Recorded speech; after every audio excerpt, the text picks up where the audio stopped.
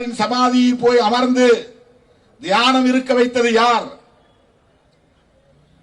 சசிகலா அம்மையாரை அந்த கட்சியின் தலைவராக ஆக்க விடாமல் தலையிலே கை வைத்து ஓரங்கட்டியது யார்? டிடிவி தினகரன்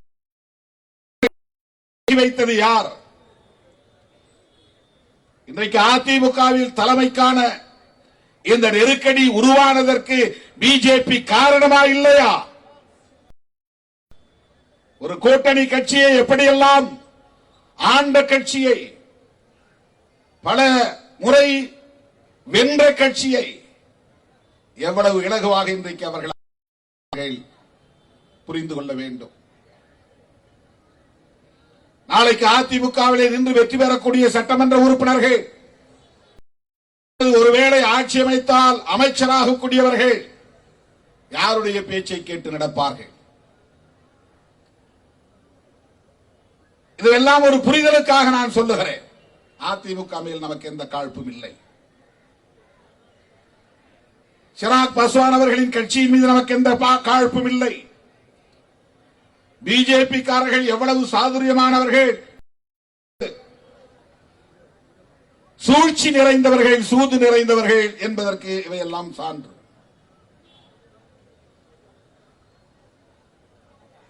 திராவிட அரசியலை எதிர்க்கிறார்கள் என்பதற்காக மட்டும் நாம் பிஜேபி RSS எதிர்க்கிறோம் என்று பலர் எண்ணுகிறார்கள்.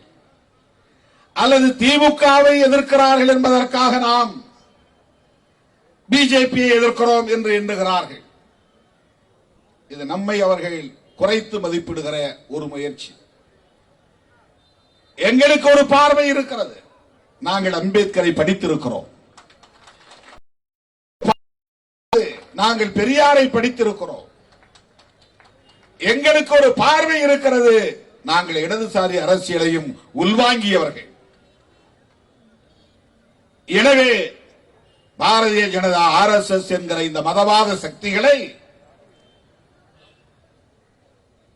தமிழ்நாட்டிற்குள்ளும் வேரூன்றிவிடக் கூடாது என்கிற ஒரு பதைப்பு, ஒரு தற்காப்பு உணர்வு, அந்த அடிப்படையில் தான் தோழர்களே RSS பிஜேபியை நாம்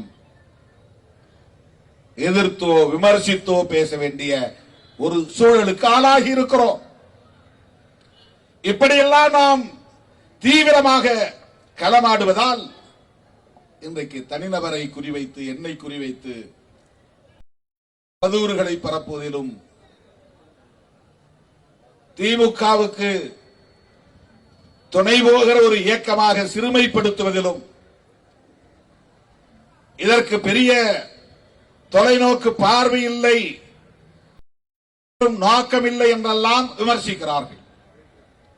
எங்கள் உயரம் எங்களுக்கு தெரியும், எங்கள் வலிமை எங்களுக்கு தெரியும், எங்களுக்கான உத்திகளை எங்களால் வகுத்துக் கொள்ள முடியும். யாரும் எங்களுக்கு புத்திமதி சொல்ல வேண்டிய தேவையில்லை.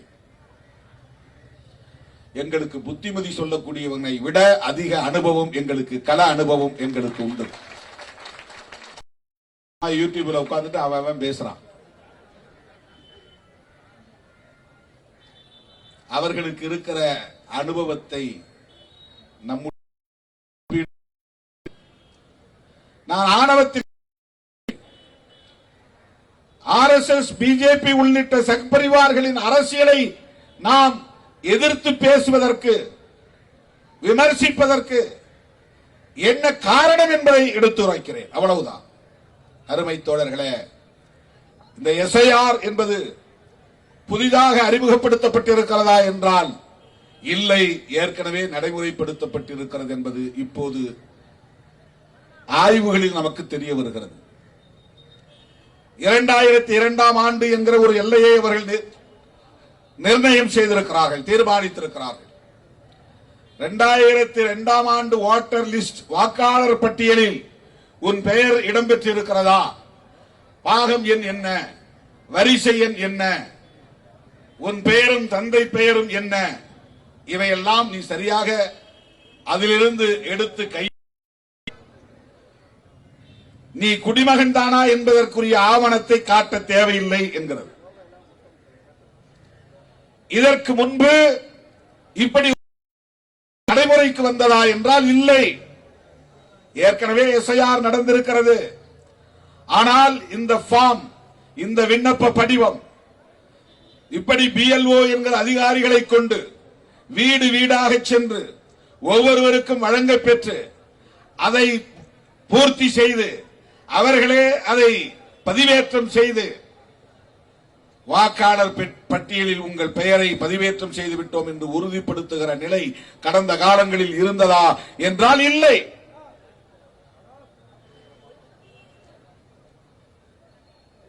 வழக்கமாக வாக்காளர் பட்டியல் பொதுமக்களின் பார்வைக்கு முன்வைக்கப்படும்.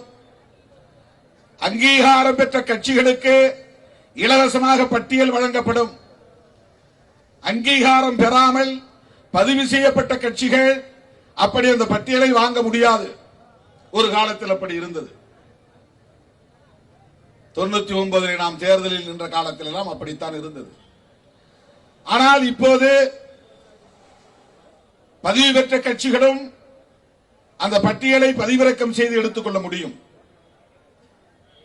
எல்லோருக்குமான பட்டியலாக இன்றைக்கு அது பொது வெளியில் கிடக்கிறது, ஆன்லைனில் கிடக்கிறது, எடுத்துக்கொள்ள முடியும். நீயே போய் பார்த்து உன் பெயர் இடம்பெற்றிருக்கிறதா இல்லையா என்று சரி செய்ய முடியும். இல்லை என்றால் சேர்க்க முடியும். இருக்கிறது என்றால் பிழை இல்லாமல் இருக்கிறதா என்று சரிபார்க்க முடியும். பிழை இருந்தால் 6 ஃபார்ம் 7 என்றெல்லாம் தனியே, இதெல்லாம் கடந்த காலங்களில் இருந்த நடைமுறை. அதெல்லாம் நம்ம கண்டுகிறது இல்லை. பெரிய கட்சிகள், ரெகக்னைஸ்டு பொலிட்டிக்கல் பார்ட்டிஸ் வேணுங்கிற ஒரு கட்டாயத்தில் எல்லாருடைய பெயர்களையும் அவங்களே சரி செய்து அவங்களே வாக்காளர் பட்டியலை சீர் செய்து விடுவார்கள். இப்படித்தான் கடந்த காலங்களில் நடந்தது. நாமெல்லாம் யாரும் போய் நிக்கல, எந்த ஃபார்மும் நம்ம வாங்கல. இப்ப என்ன ஆகி இருக்கிறது என்றால், தேர்தல் ஆணையம் அக்டோபர் 27ஆம் தேதி ஒரு அறிவிப்பை செய்தது.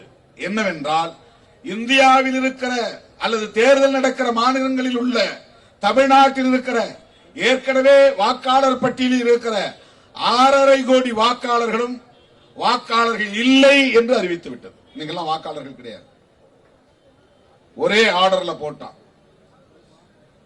நான் வேலைச்சேரி தீர்மானம் பண்ணும்போது நீங்க யாரும் இனிமே பொறுப்புல கிடையாதுன்னு அறிவிச்சேன்.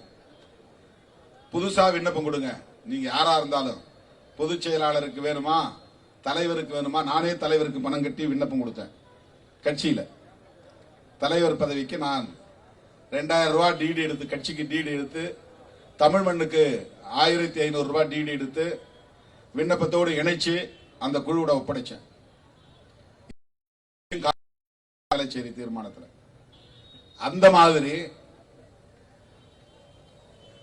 இந்திய ஒன்றிய அரசு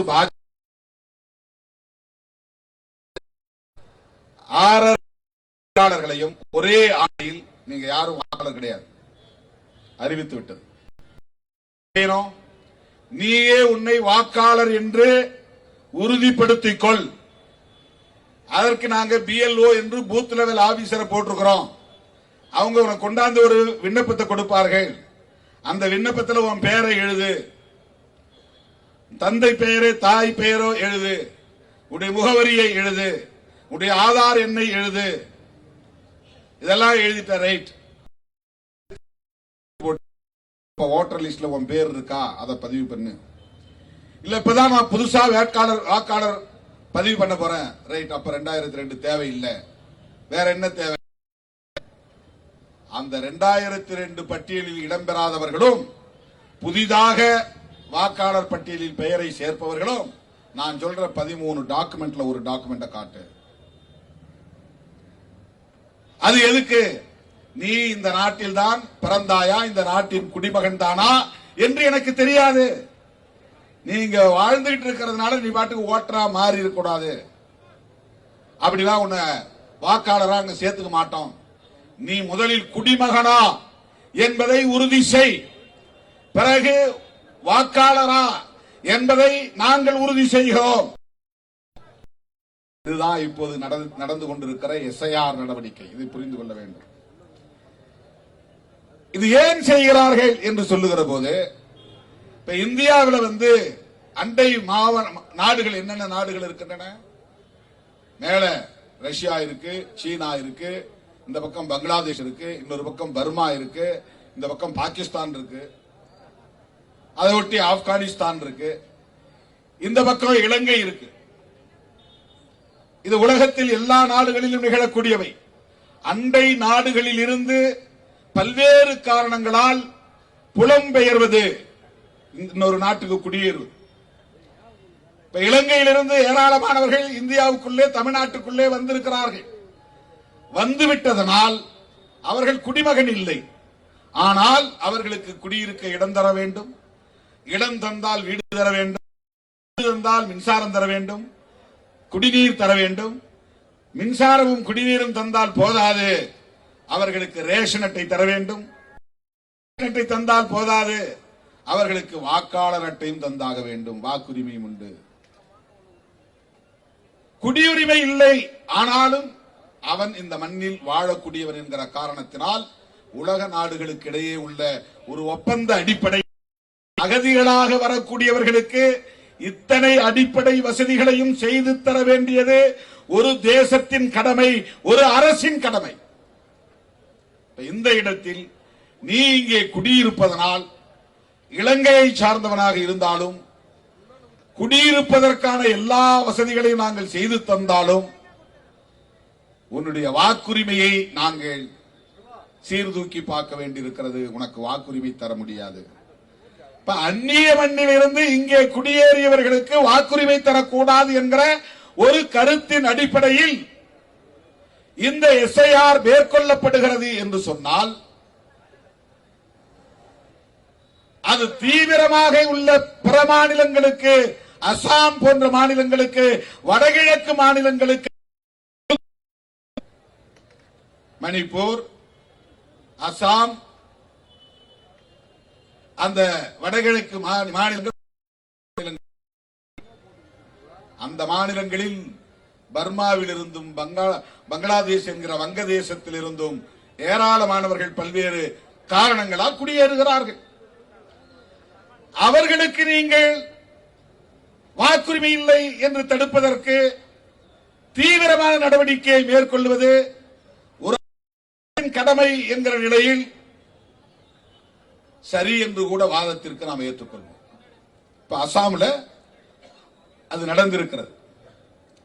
ஆனால் எஸ்ஐஆர் நடக்கவில்லை. நேரடியாக என்ஆர்சி நடந்திருக்கிறது. என்ஆர்சி என்பது உங்களுக்கு தெரியும், தேசிய குடிமக்கள் பதிவேடு, சிட்டிசன்ஸ், குடிமக்களுடைய தேசிய பதிவேடு. யார் யார் இந்த குடிமக்கள், இந்த தேசத்தின் குடிமக்கள் என்பதை பதிவு செய்வதற்கென்று ஒரு ரெஜிஸ்டரை மெயின்டைன் பண்றாங்க. அதுக்கு ஒரு சட்டம் கொண்டு வந்தாங்க. அதுதான் சிஏஏ சட்டம். அது ஏற்கனவே வாஜ்பாய் இருந்த காலத்திலேயே அந்த சட்டம் இருந்தது.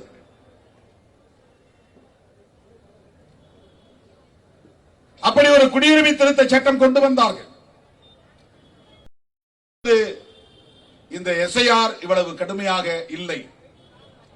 தேர்தல் ஆணையத்தை அவர்கள் பயன்படுத்தவில்லை. தேர்தல் ஆணையத்தின் மூலம் தேசிய குடிமக்கள் பேரேட்டை உருவாக்குவதற்கான முயற்சியை மேற்கொள்ளவில்லை. ஆனால் இன்றைக்கு மோடி அரசு அதை மேற்கொள்கிறது. அங்க பல லட்சம் பேர், கிட்டத்தட்ட 70 லட்சம் பேர் என்று சொல்லுகிறார்கள். பல லட்சம் பேர் இன்றைக்கு இந்தியாவின் குடிமக்கள் இல்லை என்று அடையாளம் கண்டு அவர்களை எல்லாம் இதற்கான ரூபாயை ஒதுக்கி அந்த மாநிலத்தில் ஏற்கனவே கட்டி வைத்திருக்கிற அகதி முகாம்களில், வழக்கமான அகதி முகாம் கிடையாது, அது கான்சென்ட்ரேஷன் கேம்ப் என்று சொல்வார்கள், ரொம்ப மோசமா இருக்கும், அந்த முகாம்களில் அடைத்து வைத்திருக்கிறார்கள். அவனை வேற நாட்டுக்கும் திருப்பி அனுப்ப முடியாது. அந்த நாட்டுக்காரன் எடுத்துக்க மாட்டான். இந்த நாட்டிலும் குடியுரிமை தர முடியாது. இந்த நாட்டு குடிமக்களுக்குரிய எல்லா வசதிகளையும் உனக்கு செய்து தர முடியாது. அதனால் உனக்கு தனியா ஒரு முகாம் உருவாக்குற அப்படின்னு பல கோடிக்கணக்கான ரூபாய் கட்டி கொண்டு இருக்கிறார்கள். அசாமில் கட்டி முடித்து விட்டார்கள். வடகிழக்கு மாகாணங்களில் இதுபோன்ற நடவடிக்கைகளை மேற்கொள்வதற்கு நியாயப்படுத்துவதற்கு சில கூறுகள் இருக்கின்றன.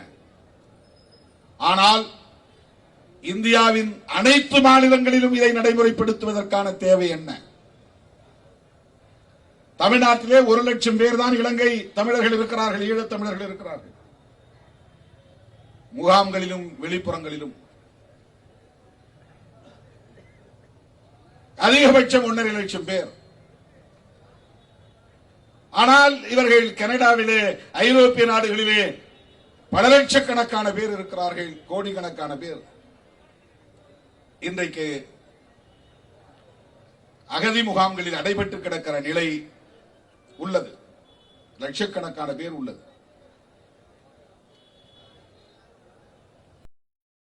அந்நிய தேசத்திலிருந்து இந்தியாவிற்கு குடியேறியவர்களை அப்புறப்படுத்துவது, அகதி முகாம்களை நடத்துவது என்கிற காரணத்திற்காக எஸ்ஐஆரை நடைமுறைப்படுத்துகிறோம் என்று சொல்லுகிற இவர்கள் அப்படி தீவிரமாக அந்நிய தேசங்களில் இருந்து குடியேறிய மாநிலங்களில், ஒரு சில மாநிலங்களில் மட்டுமே அதை நடைமுறைப்படுத்த வேண்டும், நேரடியாக என்ஆர்சியை பயன்படுத்த வேண்டும் என்ற குரல் ஒருபுறம் இருக்கிறது. அசாமில் எஸ்ஐஆரே இல்லை, அங்கே நேரடியாக என்ஆர்சி. இங்கே நேரடியாக என்ஆர்சியை பயன்படுத்த முடியாது என்பதால் தான் பிற மாநிலங்களில் நேரடியாக என்ஆர்சியை சிஏஏ என்கிற சட்டத்தின்படி நடைமுறைப்படுத்த முடியாது என்பதால் தான் தேர்தல் ஆணையத்தை பயன்படுத்தி ஸ்பெஷல் இன்டென்சிவ் ரிவிஷன் என்கிற பெயரால் குடிமக்கள் யார் யார் என்கிற அடையாளத்தை கண்டுபிடிக்கிற வடிகட்டும் நடவடிக்கையை மேற்கொள்ளுகிறார்கள். இது ஒரு ஃபில்ட்ரேஷன் பிராசஸ். வடிகட்டும் நடைமுறையை கடைபிடிக்கிறார்கள். நேரடியாக சிஏஏ சட்டத்தை நடைமுறைப்படுத்த அவர்களால் முடியவில்லை. சிஏஏ சட்டத்தை நிறைவேற்றினாலும் கூட நடைமுறைப்படுத்த முடியாத அளவுக்கு எதிர்க்கட்சிகளின் போராட்டம் தேசம் தழுவிய அளவில் வெகுவாக வெடித்தெழுந்ததை நாடு அறியும். தமிழ்நாடு உள்ளிட்ட அனைத்து மாநிலங்களிலும் இஸ்லாமியர்கள் மட்டுமின்றி ஜனநாயக சக்திகளின், மனித உரிமை ஆர்வலர்களின் போராட்டம் வெடித்தெழுந்தது. விடுதலை சிறுத்தைகள் மிக தீவிரமாக அந்த போராட்டங்களில் பங்கேற்றோம். கொரோனா நேரத்தில் அவை அணைந்து போயின. அந்த சட்டத்தையும் அவர்கள் நடைமுறைப்படுத்த ஆர்வம் காட்டவில்லை. நம்முடைய போராட்டங்களும் அப்படியே நீர்த்து போயின. அதை கிடப்பில் போட்டுவிட்டார்கள். மீண்டும் சிஏஏ சட்டத்தை நடைமுறைப்படுத்துவதாக அவர்கள் அறிவித்தால் மறுபடியும் போராட்டம் வெடிக்கும். எதிர்க்கட்சிகளுக்கு ஒரு வாய்ப்பை உருவாக்குவதாக அமைந்துவிடும்.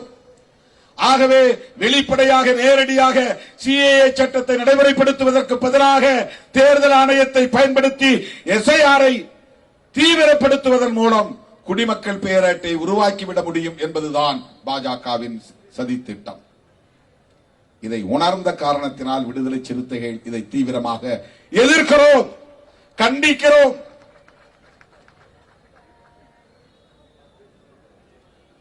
இந்த எஸ்ஐஆரை நடைமுறைப்படுத்துவதன் மூலம் குறைந்தது 10 அல்லது 15% பேர்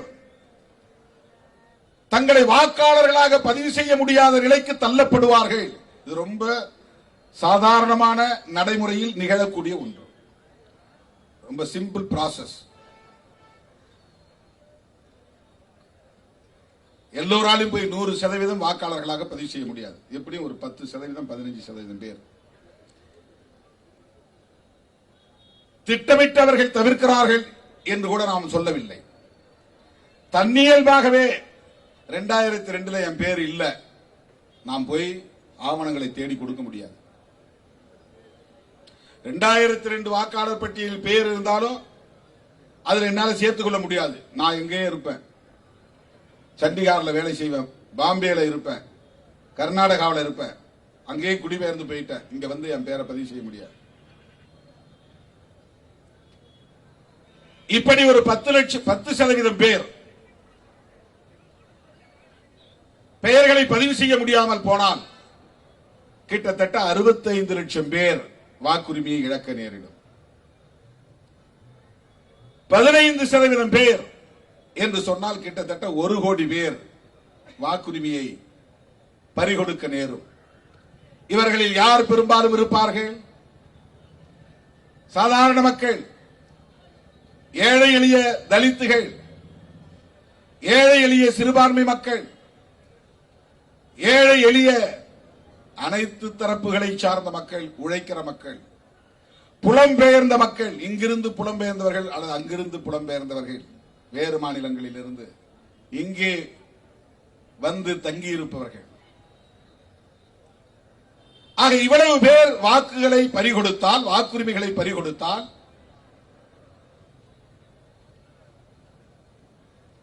காலப்போக்கில் நாளடைவில் அவர்கள் தங்களின் குடியுரிமையை உறுதிப்படுத்தினால் மட்டும்தான் மறுபடியும் வாக்காளர் பட்டியலில் இடம்பெற முடியும். ஆகவே குடியுரிமையை உறுதிப்படுத்த வேண்டிய பொறுப்பு, அந்த சுமை ஒவ்வொருவரின் மீதும் திணிக்கப்படுகிறது. இதுவரையில் அவர்கள்தான் நம்மை தேடி வந்து உன்னை வாக்காளரை சேர்த்துக்கிறேன் அவன் தான் செஞ்சான். இப்போ நீயே உன்னை வாக்காளராக சேர்த்துக்கொள், உன்னை குடிமகன் என்று உறுதிப்படுத்திக் கொள். இவையெல்லாம் ஏனோ தானோ என்று அவர்கள் செய்யவில்லை. அவங்களுக்கு தெரியும் இது மழைக்காலம், தமிழ்நாட்டில் இதுல பிரச்சனை இருக்கும். அவர்களுக்கு தெரியும் இது முடிந்ததும் பொங்கல் பண்டிகை வருகிறது, டிசம்பர் கடைசியில கிறிஸ்துமஸ் பண்டிகை வருகிறது. இதெல்லாம் செய்வதில் சிறைய சிரமம் இருக்க தெரியும். தேர்தல் 4 மாசம் தான் இருக்கு. இப்ப போய் 1 மாத கால இடைவெளியில் இதை நாம நெருக்கடி கொடுத்தா என்ன ஆகும்? இந்தியா முழுக்க இதுவரையில் 19 பேர் BLOs தற்கொலை செய்து கொண்டிருக்கிறார்கள். ஏற்பட்ட ஸ்ட்ரெஸ், மன அழுத்தத்தில் இதை செய்ய முடியாமல். கேரளாவில் ஒருத்தர், தமிழ்நாட்டில் ஒரு அம்மா இறந்திருக்கிறாங்க.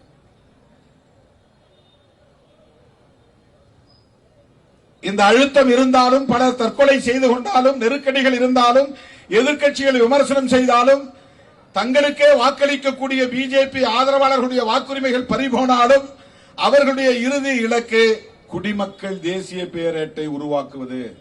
அதான் அவருடைய அல்டிமேட் எய்ம். அதுதான் அவருடைய அல்டிமேட் எய்ம். அது அவர்களின் அடுத்த அஜெண்டாவுக்கு பயன்படும். அவர்கள் விரும்புகிற இந்தியாவை கட்டமைக்க புதிய செயல் திட்டத்தை தீவிரப்படுத்த முடியும். இவர்களுக்கான வாக்காளர்களை மட்டுமே தக்க வைத்துக் கொண்டு தேர்தல் தில்லுமுள்ளுகளை தேர்தல் ஆணையத்தின் மூலம் செய்து எதிர்க்கட்சி வேட்பாளர்கள் 300-400 வாக்குகளில் மட்டுமே தோற்கக்கூடிய அளவுக்கான ஏற்பாடுகளையும் செய்து ஆட்சி அதிகாரத்தை முதலில் பகிர்ந்து கொள்வது, பிறகு கைப்பற்றுவது என்கிற நடவடிக்கைகளை அவர்களால் வெற்றிகரமாக செய்து காட்ட முடியும். அதற்கு பல மாநிலங்கள் சான்றுகளாக இருக்கின்றன. நீங்க பீகார் தேர்தலை பாத்தீங்கன்னா ரொம்ப நெக் டு நெக் வந்து 300 ஓட்டு, 200 ஓட்டு, 400 ஓட்டு, 600 ஓட்டு, 1000 ஓட்டு, 1200 ஓட்டு, இந்த வாக்குகள் வித்தியாசத்தில் தான் எதிர்க்கட்சிகள் பல வேட்பாளர்கள் தோற்று போயிருப்பார்கள். பார்த்தா நமக்கு சந்தேகமே வராது. ஆனால் இதற்குள்ளே ஒரு சூது இருக்கிறது, சூழ்ச்சி இருக்கிறது. அதற்கான வல்லுநர்களை கொண்டு அவர்கள் இதை செய்கிறார்கள், நடைமுறைப்படுத்துகிறார்கள் என்கிற விவாதம் இன்றைக்கு தேசிய அளவில் வலுத்திருக்கிறது. அதை புறந்தள்ள முடியாது. ஏனென்றால் தேர்தல் ஆணையத்தை கட்டுக்குள், தங்களின் கட்டுக்குள் கொண்டு வந்து விட்டார்கள். ஞானேஷ்குமார் என்பவர் யார்? அண்மையில் ஒரு வீடியோ பார்த்திருப்பீங்க. அவர் ஒரு உயர் அதிகாரி, தன்னாட்சி அதிகாரம் பெற்ற ஒரு நிறுவனத்தின் தலைமை பீடத்தில் அமர்ந்திருப்பவர். அவர் ஒரு மரியாதை நிமித்தமாக கூட இருந்தாலும் கூட அமித்ஷா அவர்களின் காலை தொட்டு வணங்குகிற காட்சி, அது மரியாதைக்காக செய்கிறார் என்றே ஒத்துக்கொள்வோம்.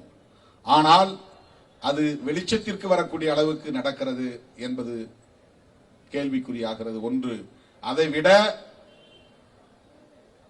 அவர்கள் மிகவும் நெருக்கமானவர்கள், அணுக்கமானவர்கள், அமித்ஷா விரும்புவதை செய்யக்கூடிய அளவுக்கு தயாராக இருப்பவர்கள். இப்ப நமக்கெல்லாம் அந்த மாதிரி ஒரு ஆள் அங்க இருந்தா நம்ம ஏதாவது சொல்ல மாட்டோமா? எனக்கு ஏதாவது செய்யுங்க, ஃபேவரா பண்ணுங்க, நான் இப்படியாவது ஜெயிக்கணும், அதுக்கு ஏதாவது வழி இருக்கா பாருங்க, கேட்போமா? கேட்க மாட்டோமா? உள்ளூர்ல ஒரு சும்மா அந்த போலிங் ஆபீசர் யாராவது நமக்கு தெரிஞ்சவங்க வந்தா கூட அவன்கிட்ட போய் நம்ம சிரிச்சிட்டு வரோம், கொஞ்சம் பாத்துங்க நம்ம பையங்களை, கொஞ்சம் அட்ஜஸ்ட் பண்ணிக்கங்க. தெரிஞ்ச ஆள் இருந்தா, போலிங் ஆபீசர் தெரிஞ்சாலே நமக்கு ஒரு பெரிய தெரிஞ்ச ஆள் உட்கார்ந்துருக்கான். தெரியாத ஆளுன்னா நமக்கு ஒண்ணுமே பேச முடியாது, எந்த ரெக்கமெண்டேஷன்ஸும் நம்ம பண்ண முடியாது. இப்போ மோடிக்கும் அமித்ஷாவுக்கும் வேண்டியவர் இந்திய தேர்தல் ஆணையத்தின் தலைமை பீடத்தில் இருக்கிறார் என்றால் அவங்க இன்ஃபுளுயன்ஸ் பண்ணாமலா இருப்பாங்க? அவ்வளவு நேர்மையானவர்களா மோடியும் அமித்ஷாவும்? அவ்வளவு நேர்மையானவர்களா பிஜேபி தலைவர்கள்? அவ்வளவு நேர்மையானவர்களா சங் பரிவார் தலைவர்கள்? அதெல்லாம் நீங்க அபிஷியல்ஸ், அதிகாரிகள், நாங்க அரசியல்வாதிகள், நமக்கு இடையில அந்த அளவு மட்டும் உறவு இருந்தா போதும். நேர்மையா நீங்க என்ன சட்டம் சொல்லுதோ அப்படியே செயல்படுங்க அப்படின்னு சொல்லக்கூடிய அளவுக்கு நேர்மை திறம் வாய்ந்த அரசியல் தலைவர்களா அவர்கள்? இன்ஃபுளுயன்ஸ் பண்ணவே மாட்டார்களா? தோழர்களே, தேர்தல் ஆணையமும் பிஜேபியும் இன்றைக்கு ஒரே நிறுவனம் என்று சொல்லக்கூடிய அளவுக்கு மாறி இருக்கிறது. தேர்தல் ஆணையமும் இந்திய ஒன்றிய ஆட்சியாளர்களும் ஒரே நோக்கத்திற்காக செயல்படக்கூடியவர்களாக வெளிப்படையாக இயங்குகிறார்கள். ஆகவே இது வெறும் வாக்காளர் பட்டியலை சீர் செய்கிற நடவடிக்கை அல்ல, வாக்காளர்களை அதிகமாக சேர்ப்பதற்குரிய முயற்சி அல்ல, போலி வாக்காளர்களை அப்புறப்படுத்துவதற்கான முயற்சி அல்ல, அந்நிய தேசங்களில் இருந்து இந்தியாவில் குடியேறியவர்களை வாக்காளர்களாக மாறுவதை தடுக்கிற முயற்சி அல்ல. அவர்களுக்கு ஒரு தேசிய மக்கள் பெயரேடு தேவைப்படுகிறது. அவர்கள் விரும்புகிற இந்தியாவை கட்டமைப்பதற்கு சிஏஏ சட்டத்தை நடைமுறைப்படுத்த வேண்டிய கட்டாயம் இருக்கிறது. புரட்சியாளர் அம்பேத்கர் அவர்கள் கண்ட கனவை சிதைத்துவிட்டு மனுவின் கனவை நனவாக்குவது அவர்களின் இறுதி. கோல்வாக்கரின் கனவை நனவாக்குவது அவர்களின் இறுதி லட்சியம். அதை நடைமுறைப்படுத்துவதற்கு அவர்களுக்கு தேசிய குடிமக்கள் பேரேடு தேவைப்படுகிறது. மாற்று கருத்துள்ளவர்களை பலவீனப்படுத்த வேண்டும், எதிர்கருத்து பேசுகிறவர்களை வீழ்த்த வேண்டும், எழுந்திருக்க விடாமல் அவர்களின் இடுப்பெலும்பை முறிக்க வேண்டும், அவர்கள் மீண்டும் வலிமை பெற்று விடாமல் தடுக்க வேண்டும். இடதுசாரி அரசியலோ அம்பேத்கரிய அரசியலோ பெரியாரிய அரசியலோ தேசியவாத மொழிவழி தேசியவாத அரசியலோ தலை தூக்கிவிடக் கூடாது. இவையெல்லாம் அவர்கள் விரும்புகிற ஒரே தேசம் ஒரே மதம் என்கிற கனவை நனவாக்குவதற்கு தடை கற்களாக இருக்கின்றன என்று அவர்கள் நினைக்கிறார்கள், நம்புகிறார்கள். ஆகவே பன்மைத்துவத்தை சிதைப்பது, ஆகவே மதச்சார்பின்மையை சிதைப்பது, ஒட்டுமொத்தத்தில் அரசமைப்பு சட்டத்தை சிதைப்பது, தெளிவாக சொல்ல வேண்டுமானால் அம்பேத்கரின் கனவை சிதறடிப்பது. ஆகவே பிஜேபியை எதிர்க்கிறோம், சங் பரிவார்களை எதிர்க்கிறோம். எனவே இந்த மாபெரும் கண்டன ஆர்ப்பாட்டத்தின் மூலம் இந்திய தேர்தல் ஆணையத்திற்கு நாங்கள் விடுக்கிற வேண்டுகோள், எஸ்ஐஆரை நிறுத்துங்கள், கைவிடுங்கள், வழக்கமான சம்மரி ரிவிஷன் என்கிற முறையை நடைமுறைப்படுத்துங்கள். பாஜகவோடு கூட்டு சேர்ந்து செய்கிற சதி முயற்சியை முற்றாக கைவிடுங்கள். இதுதான் விடுதலை சிறுத்தைகளின் வேண்டுகோள். இதை மக்களை திரட்டி போராடி தடுப்பதற்குரிய கால அவகாசம் இல்லை. அதனால் நீதிமன்றத்தை நாடியிருக்கிறோம். உச்ச நீதிமன்றத்தில் இவர்களுக்கு எதிரான மாற்று கருத்துள்ளவர்களும் இப்போது ஒவ்வொருவராக வெளியேறிக் கொண்டிருக்கிறார்கள். அவர்களுக்கானவர்கள் அங்கேயும் வந்து அமர்ந்து கொண்டார்கள். அந்த நிறுவனத்தையும் தங்களால் கையாள முடியும் என்கிற அளவுக்கு இன்றைக்கு வலிமை பெற்றிருக்கிறார்கள். விரும்பும் தீர்ப்பை எழுதி வாங்கிக் கொள்ள முடியும் என்கிற அளவுக்கு அவர்கள் வலிமை பெற்றிருக்கிறார்கள் என்பதற்கு அயோத்தி தீர்ப்பு ஒரு சான்று. அவர்கள் விரும்பும்படி தீர்ப்பு அங்கே வரையப்பட்டது, வணையப்பட்டது, எழுதப்பட்டது. இதை யாரும் மறுக்க முடியாது. இப்படிப்பட்ட இந்த சூழலில்தான் விடுதலை சிறுத்தைகள் கட்சி ஒரு மாநிலத்தில் இயங்குகிற சிறிய கட்சிதான் என்றாலும் தேசிய பார்வை கொண்ட கட்சி, தேசிய பொறுப்புள்ள கட்சி, புரட்சியாளர் அம்பேத்கரின் வழித்தோன்றல்களால் இன்றைக்கு வரவேற்கப்படுகிற, பாராட்டப்படுகிற, தேசிய அளவில் உள்வாங்கப்படுகிற ஒரு பேர் இயக்கம். எனவே அவர்களின் கூட்டுச்சதியை அம்பலப்படுத்துவோம், புரட்சியாளர் அம்பேத்கரின் கனவை நனவாக்க உறுதியேற்போம் என்பதை சொல்லி, உங்கள் மைண்ட் வாய்ஸ் எனக்கு கேட்கிறது. நீங்கள் ஆர்ப்பாட்டத்திற்கு வந்திருக்கிறீர்கள் என்பதை விட அறிவிப்பை ஆவலோடு எதிர்பார்த்து வந்திருக்கிறீர்கள் என்பதை நான் அறிவேன். தோழர்களே, ஒரு மாத காலமாக எனது இடது கண்ணில் ஏற்பட்ட கடுமையான பாதிப்பையும் பொருட்படுத்தாமல் 22,000 விண்ணப்பங்கள் நீங்கள் செய்திருக்கிறீர்கள்.